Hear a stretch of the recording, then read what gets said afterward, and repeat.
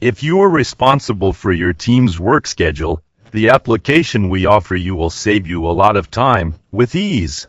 You start by defining time codes, which can be up to 3 alphanumeric characters. Then, you build the work cycles, which can be different from one employee to another, even in terms of the number of weeks. The individual hour counters and the workforce controller are very helpful in this. Finally, you choose the year and the start date of the cycles, and that's when the magic moment happens. Indeed, the application takes care of the rest by automatically adapting the schedule to the different months of the selected year, both in terms of content and formatting. You will be able to modify the schedule very easily. To do this, simply click on the tab of the months expressed in numbers. In this interface, each employee's schedule is managed on 2 lines. The first corresponds to the schedule provided for by the work cycles, and it is on the second that you make the changes that will appear transparently at the level of the schedule. The advantage of this method is that you will always have an eye on what was planned by the work cycles, before, during, and even after your changes.